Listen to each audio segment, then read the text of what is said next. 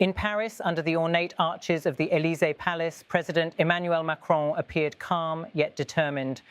Just hours after weeks of political turbulence, the French leader is now preparing to appoint a new prime minister within 48 hours, a move his office confirmed on Wednesday. The announcement comes at a critical moment for France's fractured parliament and for Macron's own political authority.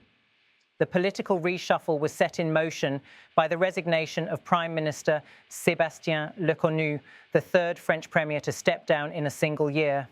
Emerging from the Hôtel de Matignon after 2 days of consultations with party leaders, Lecornu briefed the press on his recommendation that the president move swiftly to name his successor.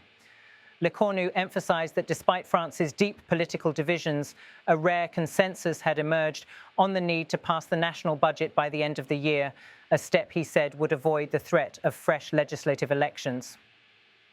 I have good reasons to tell you, Lecornu said, that the consultations I held with the President of the National Assembly, Yael Braun-Pivet, with the Senate President, Gérard Larcher, and with all major parties, UDI, Liot, Republicans, Place Publique, Modem, Horizons, Renaissance and others, reveal a willingness to have a budget for France before December 31st.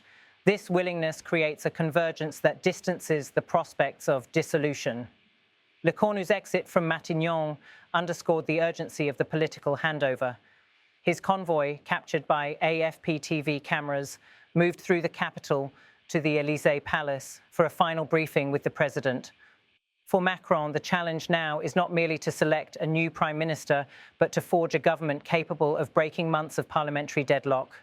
Inside the Élysée, Macron also welcomed European leaders, including European Council President Antonio Costa. But the day's official diplomatic meetings were overshadowed by domestic political turmoil.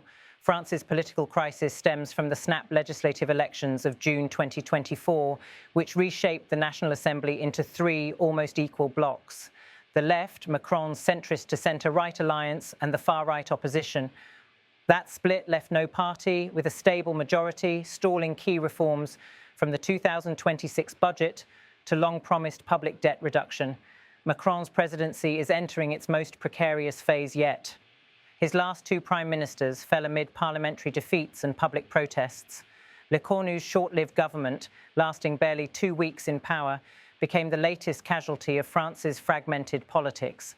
By signalling he will name a new head of government within 48 hours, Macron is attempting to project decisiveness and reassure both domestic allies and European partners that France's governance will not drift further into uncertainty.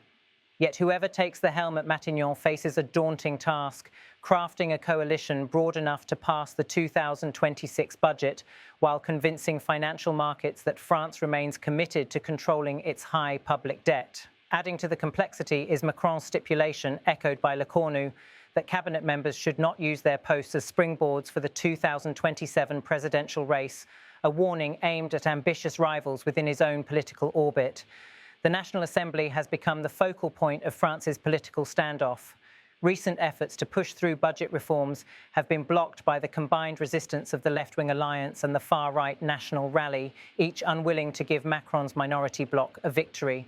The outgoing Prime Minister's consultations revealed a shared recognition among party leaders that another snap election could further destabilise the country. But agreement on preventing dissolution is far from the same as agreement on passing reformist policies. With public debt climbing and social tensions running high, the incoming Prime Minister must steer a course between fiscal responsibility and social cohesion, while also restoring public confidence in the government's ability to act. Beyond France's borders, European partners are watching closely. Macron has cast himself as a leading voice in European security and economic policy, but his domestic struggles threaten to weaken that role. A prolonged leadership vacuum in Paris could hinder EU decision-making on critical issues, from support for Ukraine to collective budgetary rules. By accelerating the appointment of a new Prime Minister, Macron aims to signal to Brussels and European capitals that France's internal turbulence will not derail its external commitments. The Élysée insists that the appointment of a new Prime Minister is imminent, a declaration meant to steady markets and reassure a weary public.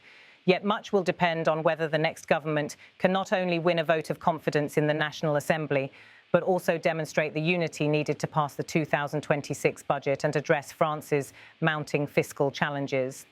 As the French president weighs his options behind the palace's gilded doors, the nation waits to see who will take up the challenge of leading a divided parliament and a restless country.